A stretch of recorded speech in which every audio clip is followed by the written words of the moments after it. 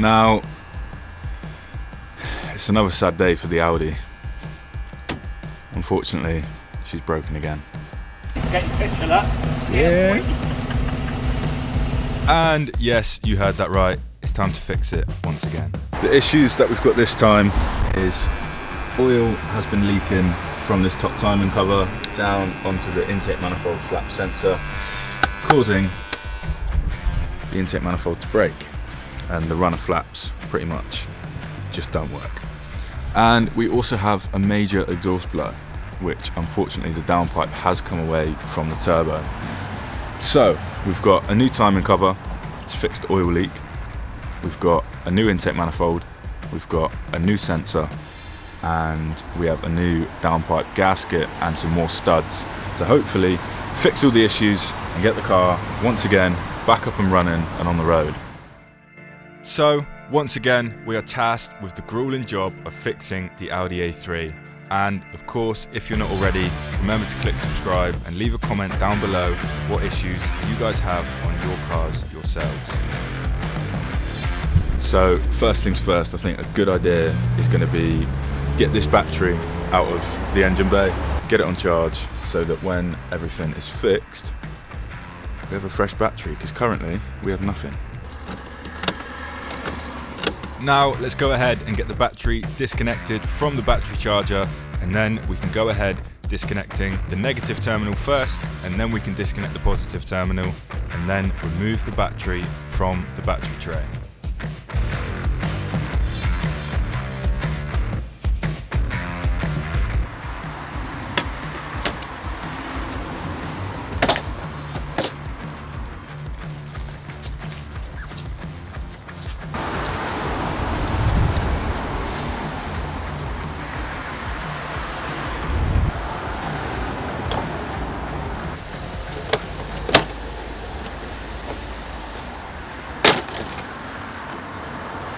Now we can go ahead and get the air intake off. There's a couple of Jubilee clips, and I believe there's a T30 on the heat shield which is holding the intake pipe on. Make sure when you guys are doing this you disconnect the MAF sensor.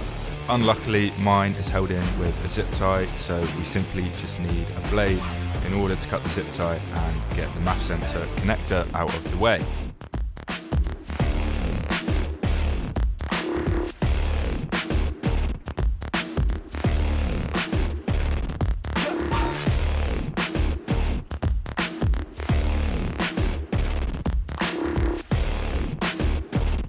And definitely do not copy how I got this intake pipe off.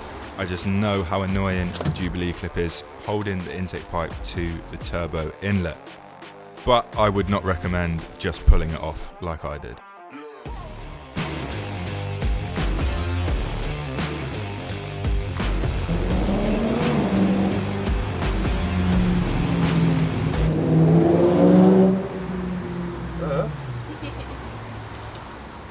So now we can go ahead, get the heat shield off, then we can start removing the catch can, and once we've got the catch can off, we can then start to remove the intake manifold. Now there is a couple of pointers whilst doing this, and a couple of sensors that we need to be careful of when unplugging.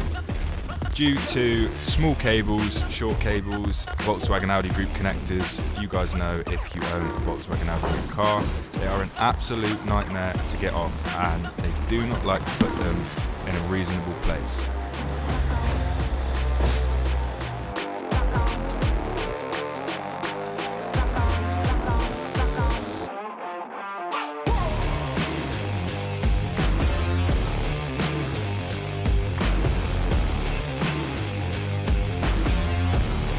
And now that we've got the catch can off, we can go ahead and start removing everything that we need to for the intake manifold.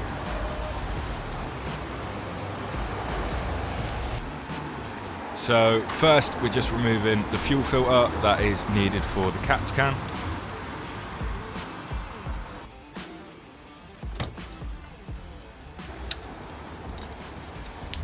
And then we can go ahead and remove all the electrical connectors needed for the throttle body.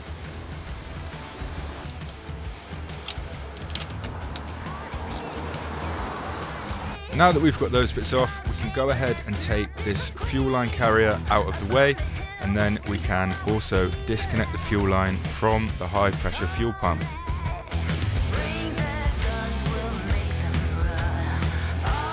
And then we can just go ahead and tuck that out of the way.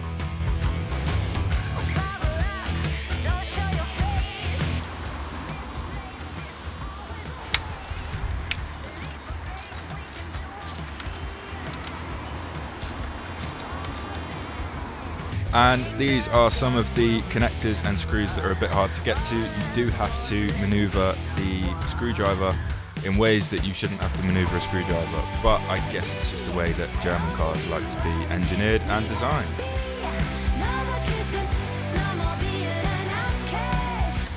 Then we can go ahead and start disconnecting and undoing the Jubilee clip needed for the throttle pipe, which connects to the throttle body.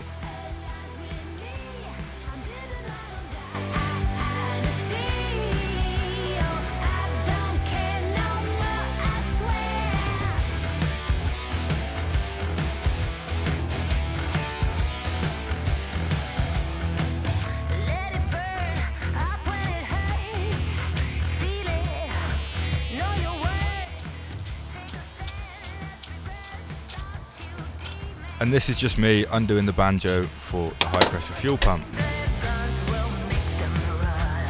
And now we can finally go ahead and undo all of the bolts needed to take the intake manifold off. There is 7 T30s which are reasonably long, so let's go ahead and crack them off.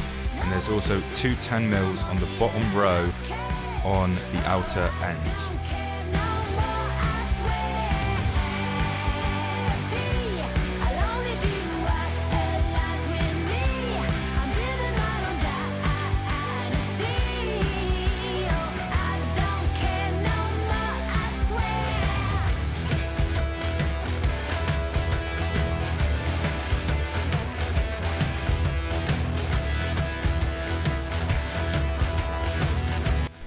So we did actually end up getting the intake manifold off, as you can see, but the camera decided to run out of storage.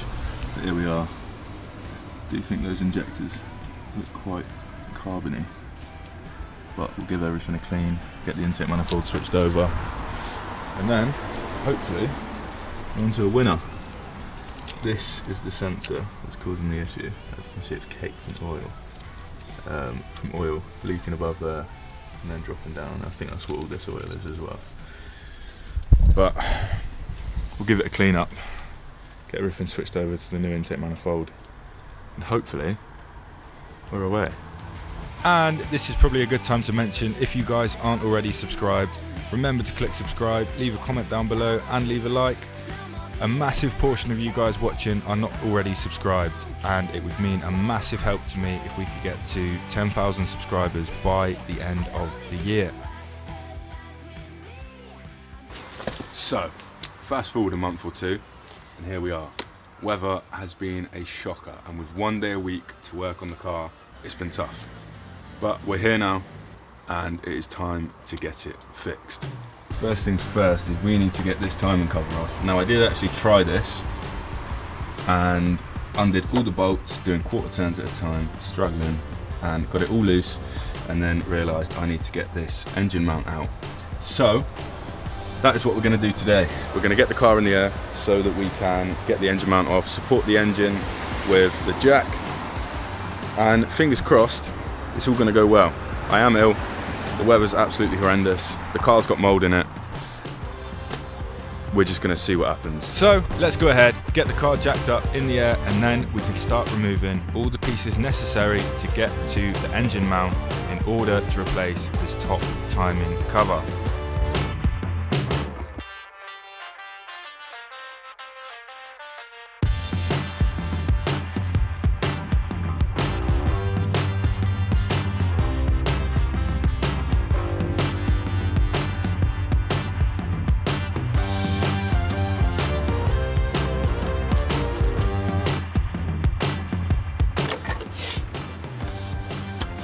One washer bottle off.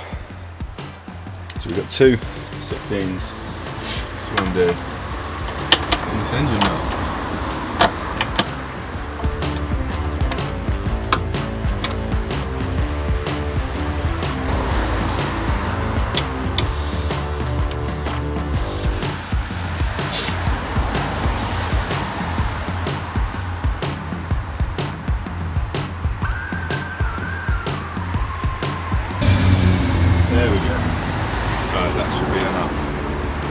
hopefully to be able to get that on there.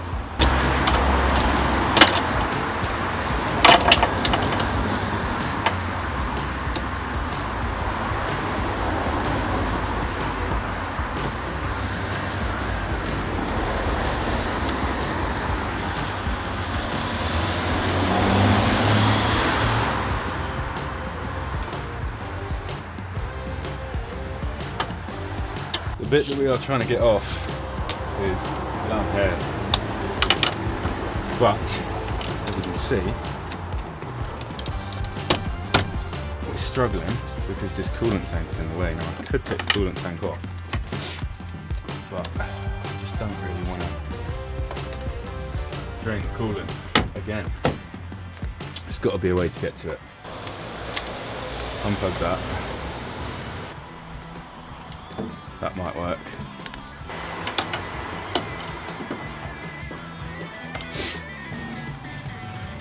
Oh gosh.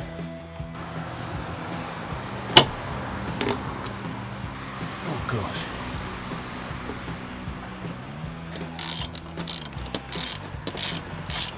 And undo that. I am just now going to get the jack underneath so that we can support the engine, because that means that part of the engine is now loose. So any minute now you guys are going to see the engine moving by itself, and that is me jacking it up, but for the purposes of the video it's magic and I am a magician. So now that the jack is underneath the engine supporting the weight of it, we can indeed go ahead and release this other engine mount bolt. Again, another 16 like so. But we'll get the breaker bar on it and get that one loose, and then hopefully we might need to undo those two as well, but we'll see.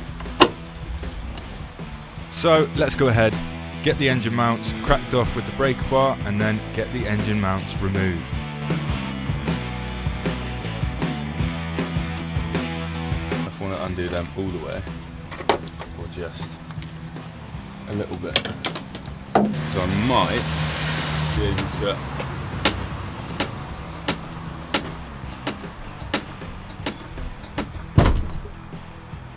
oh my gosh, that didn't sound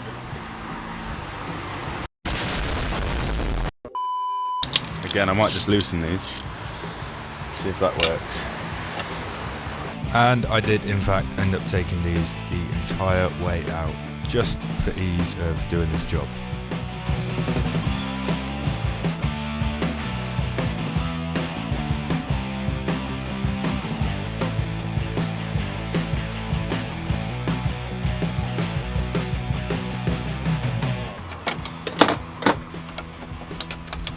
That is what we like to see down here.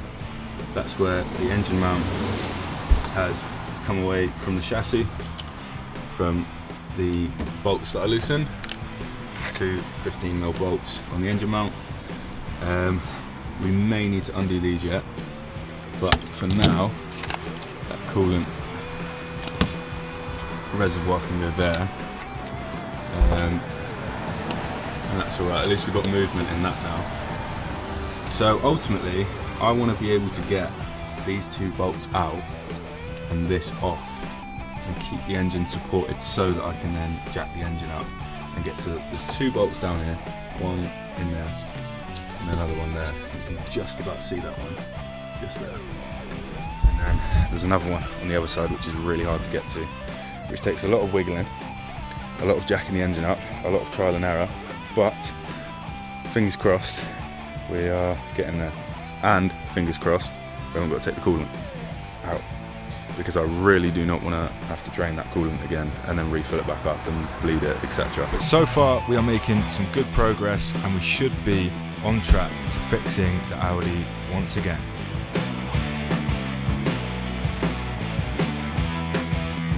From here on, I'm just removing all of the bolts necessary to get the engine mount away from the engine.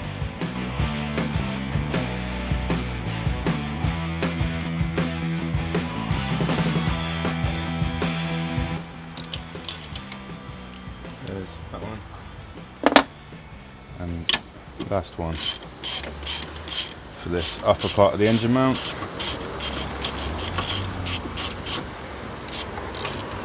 Is that? Should be able to get that out, just like that.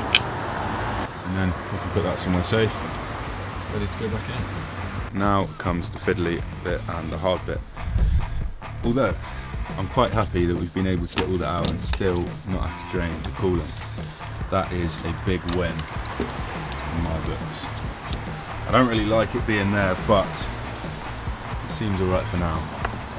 So, next we've got an M10 down here. There's another M10 in this hole, and then there's also one, let's see if I can find it, there, right on my middle finger. You can't see it, but that will need the engine jacking up to get to. But I can get these two off, and that one loosened a little bit. I might be able to get that off and replace it. Now, if any of you guys have had to do this job yourself, you will know how annoying these bolts are. This is because there is barely any space between the engine mount and the frame of the car. So the next step was to get a tiny little M10 bit and a 10mm spanner and work very slowly with very little movement to get these bolts out. They are only 3 little M10 or M12 bolts, but they cause a massive pain in your life if you do need to remove them. So we've successfully got 2 out after using a 10mm spanner and an M12 bit out of that side. We also managed to use this long M12 bit to loosen the other side. And I just thought, is there going to be any point in taking the whole thing out? If I can loosen it enough, all we need to do is get this top timing cover off. So I'm going to go and grab the new timing cover and see if we can get that timing cover off. So hopefully this will now come off. It's all loose. If all is well, then this should just slide off.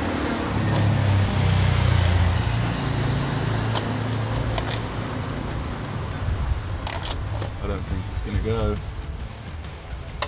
And I was right, it didn't go, and I did need to loosen some of the bolts for the top timing cover as they weren't fully out.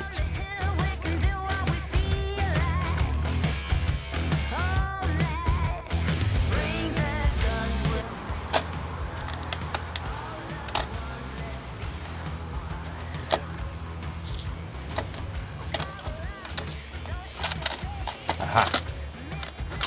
Yeah, there we go. So all it was is this bolt wasn't fully loosened. Right, brilliant. That's brilliant news. It makes you see any visible, because this is where it was leaking from. I mean, the gasket does feel a bit old. Almost, yeah, look. It's very easily rippable. It feels quite plasticky rather than rubber. So we'll get the new timing cover on, and hopefully all will be well. And this is where it becomes obvious that what I thought was going to be a simple little task turns into more than a 5-minute job. Now, tightening these bolts up for this top timing cover is a big pain, and some of them are nearly impossible to get to. You've got to use extension on extension, and sometimes you've even just got to do quarter turns at a time to get them tightened up. But eventually, as you guys will see, we got there.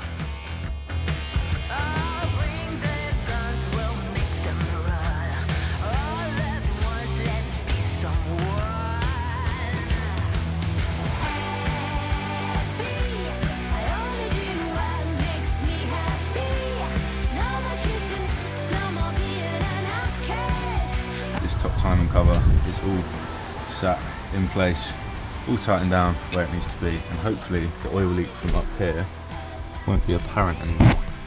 But let's go ahead, jack the engine up and get the engine mount back on to that engine. So now that we've got the new top timing cover installed and we shouldn't have an oil leak from that spot anymore, we can go ahead and do everything that we just did, but in reverse order.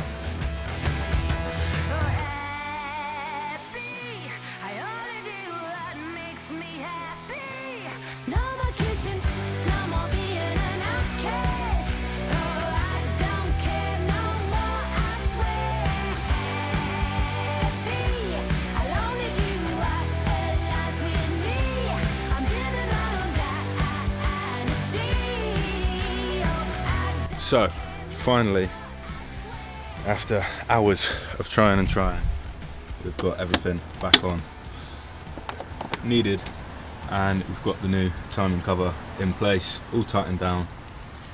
We also put this camshaft adjuster magnet back in, and the coolant expansion tank is also back on as well. So, job well done so far.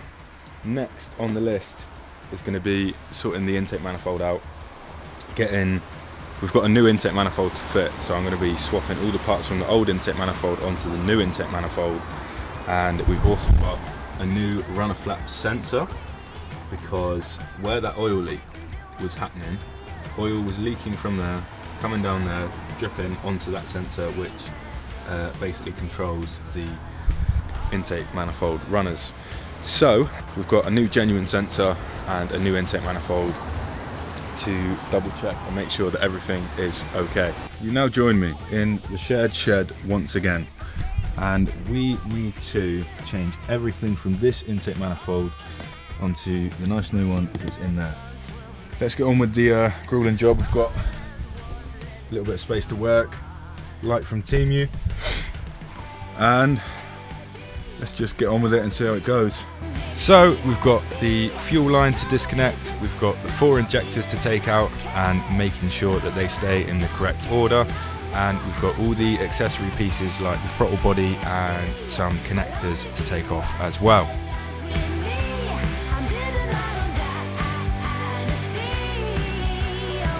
We have just about got everything that we need to get off the old intake manifold, which is all laid out over here. We've got our injectors, our fuel rail, sensor, another sensor, vacuum tubing, throttle body. So now we're gonna put this to one side and get this one up here and start putting all of that stuff back onto that one in exactly the same order that we've just taken it off. And now we can go ahead and do everything that we just took off in reverse order, making sure that the injectors go back in from cylinder 1 to 4, as that is the way that they are coded, and somehow rerouting the fuel lines. I have no idea how I get this right each time, but it is a bit of a pain when you're dealing with a hard metal fuel line.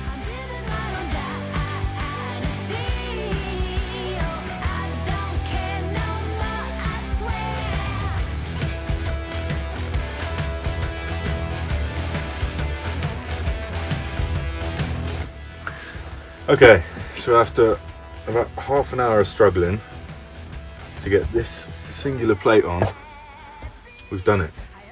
The issue is, a lot of these aftermarket intake manifolds don't come with the mounting point for that, so we've had to put our own bracket in. But my gosh, I was trying screws with nuts on and nothing was working. But all I had to do was use a little 11mm bit like that, so I had enough force to actually push it down. So after a very big struggle, I don't know if my brain isn't working or what, we got the genuine sensor in, and we also got this put back into there.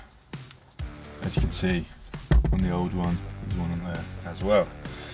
So all that's left to do is get the injectors put back into the correct slots, and then that is everything switched over to the new intake manifold.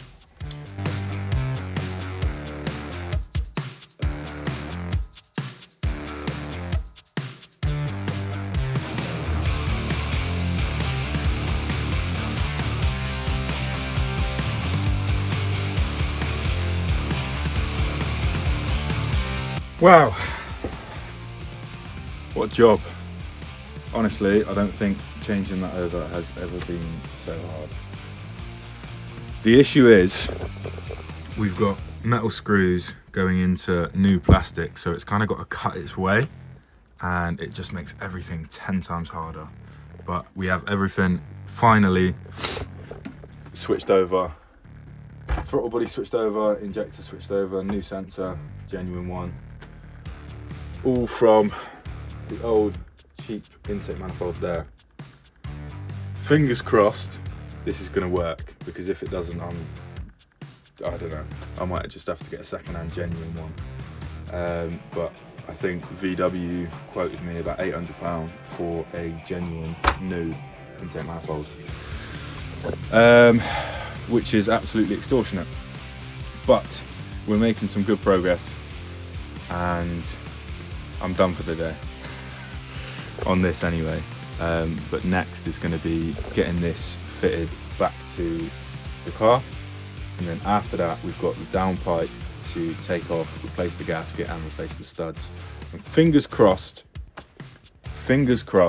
we start the car for the first time and all is okay. Okay, welcome back. We are finally at the place of being able to get the intake manifold back into the engine bay. First things first, I've just given all of these seats where the injectors sit a clean up, and this sensor is actually caked in oil, because if you remember at the start of the video I said this cover was leaking oil, which was coming down here, coming down there, and landing on that sensor, which broke it. So I've got some IPA and a brush, and I'm just going to give that a quick clean with some alcohol, which should be safe for electronics, and it should dry up and evaporate. So let's go ahead and get on with that, and then I'm going to speed through and hopefully get the intake manifold back onto the engine. Now we can go ahead and finally get the intake manifold back on. We are making some good progress. It is simply just a case of doing everything that we did, but in reverse. So first we can go ahead and get all of the main bolts put in.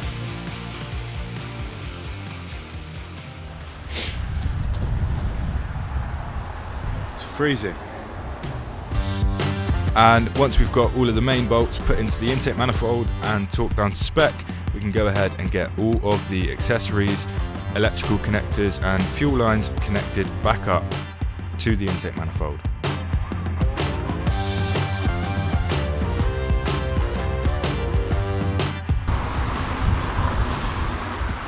So I've just had to have an absolute battle with this. So there's a sensor down here, which I'll show you, and I couldn't get the sensor plugged in whilst the intake manifold was tightened on. So I've had to loosen the intake manifold, pull it back out, plug the sensor in, and then struggle to get the intake manifold back in. And just about we got there. My gosh. All late.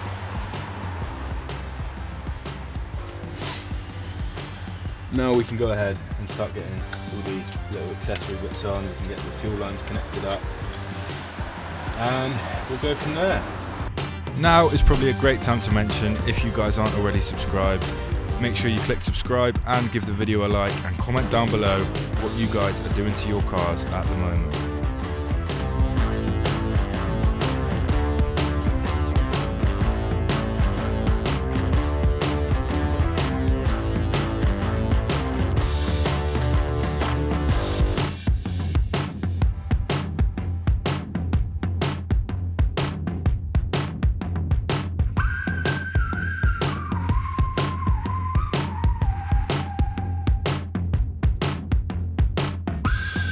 Okay, so finally, but unfortunately, we are tasked with the grueling job of changing the downpipe gasket, which is just down here.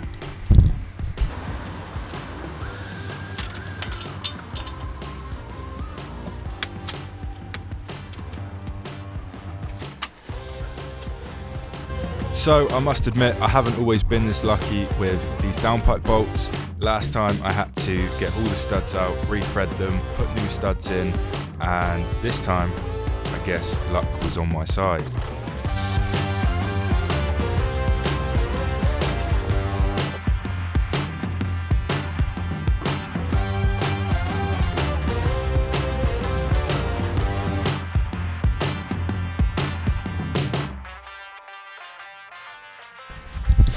So, as you guys would have just seen, that wasn't actually too bad of a job to get this downpipe disconnected.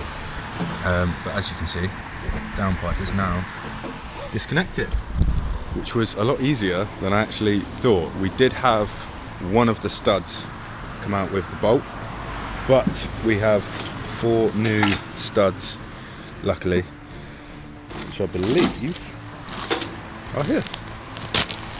So we've got new studs, we've got new gasket, we've got new bolts. What more could you ask for?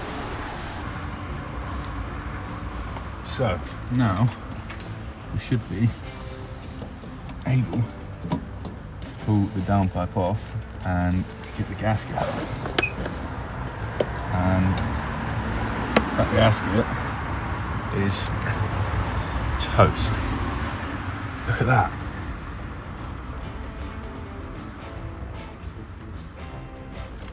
So that's where it was blowing, and I reckon the pops and bangs have just absolutely severed that gasket. There should be another hole like that there, but there isn't, because it's got completely blown off. Give this a quick wipe with some white spirit and get the new gasket on. And also I need to get the stud in, and once that's in, we can go ahead and get it all back reinstalled.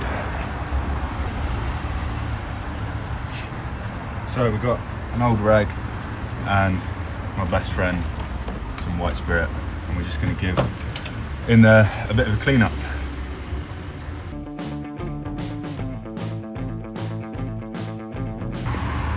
So this is the next thing that we've got to do. We need to get this stud in that one, that hole down here. So we need that short end to go in there. I do have a stud socket which is supposed to work, but I think I'm going to try and wind it in by hand and then tighten it up with the stud socket, and fingers crossed that works.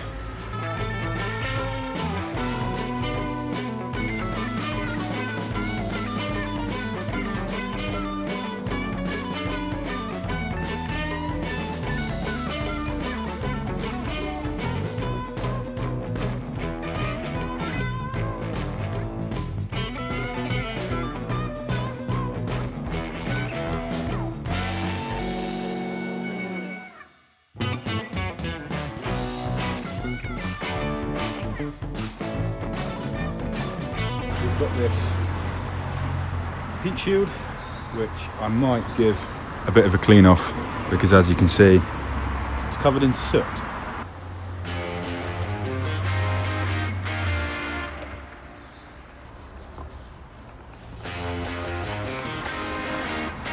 There we go. As you can see, it just looks a little bit better than it was. And that is what we are connecting it with. It's an M10 bit.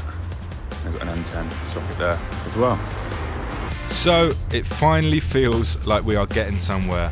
We are nearly at the point of having a complete engine bay, which is what we've been praying for from the start of this video.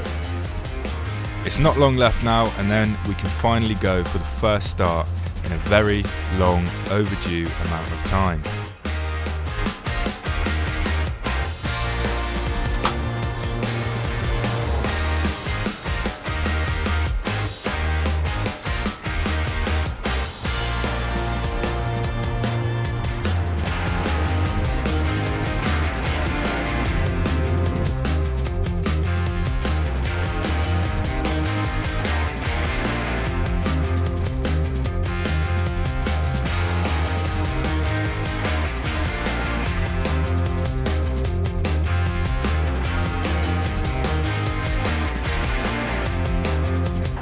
Jubilee clips for the air filter I've just broke. So for now, we're going to zip tie them on and bin these, and we'll get some more of these to put on. The issue is that when that bit's in there, these little clamping bits just stop working and don't clamp it very much. So yeah, we'll get some new ones of these, but for now we're just going to zip tie them on and hope all is okay.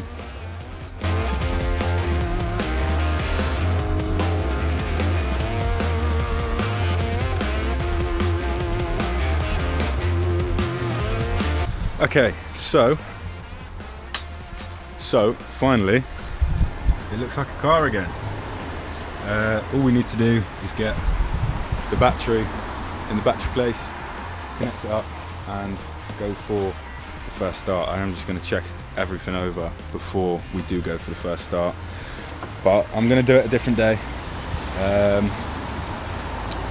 Fingers crossed, everything works. We did manage to get the Jubilee clip onto the intake pipe, the throttle pipe down here, and unfortunately these Jubilee clips broke as well, so we have had to use zip ties. But fingers crossed it's all going to work, and then the next few clips we should be ready to start the car.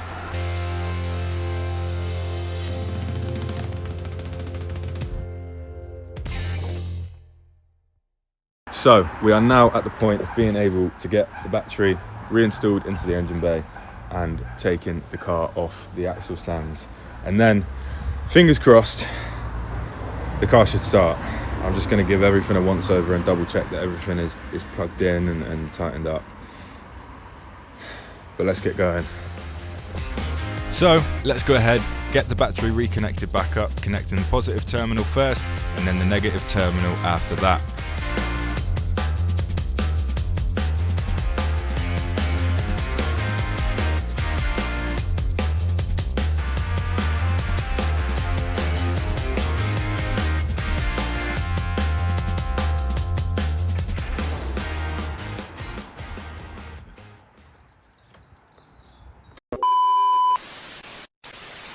So, technical difficulties. The original battery is there, and this is actually another car's project battery. Issue is that battery's pretty much just toast, and we're gonna have to just try this one for now. But let's connect it up and see what happens. Hopefully, we get some. So, as much as a dead battery may be a setback, we are not going to let a battery stop us today, not when we've come this far.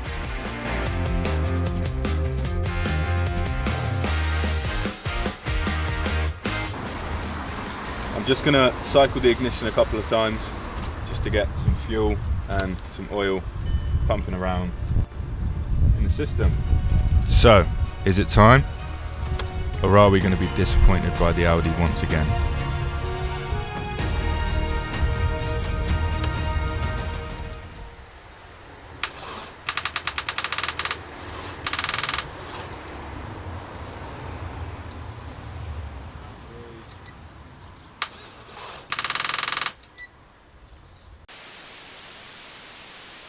Okay, so the first time may not have worked, but that's not going to stop us.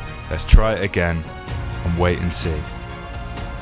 Is the Audi going to start first time, or is it not going to start at all?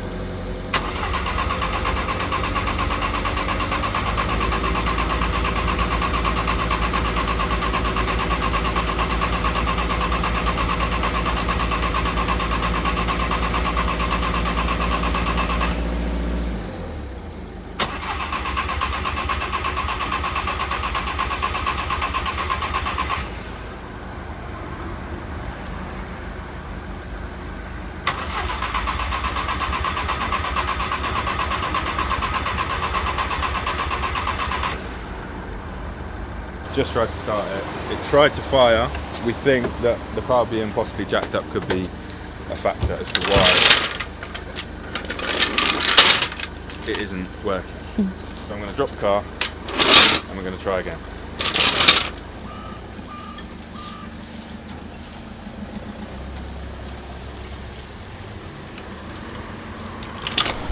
Right.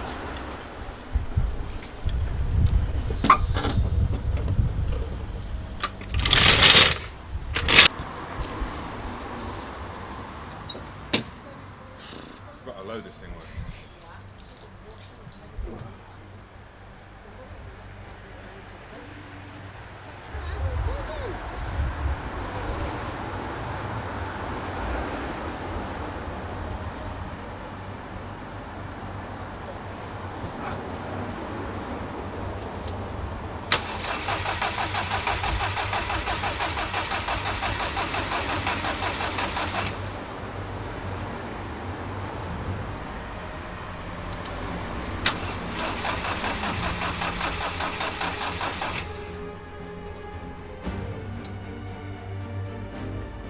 Jump.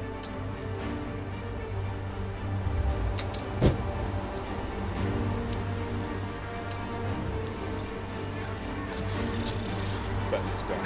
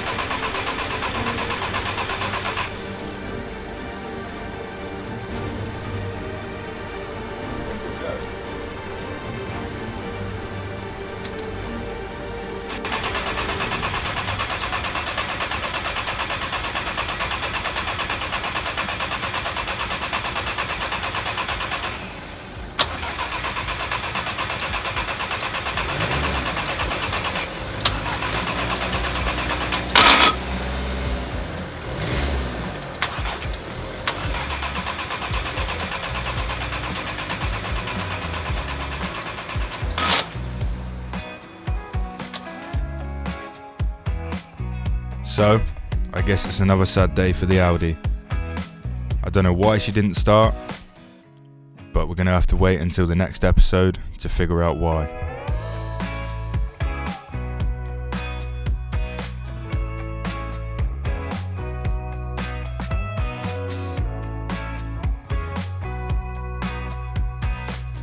So, unfortunately, that does just about bring me to the end of this video.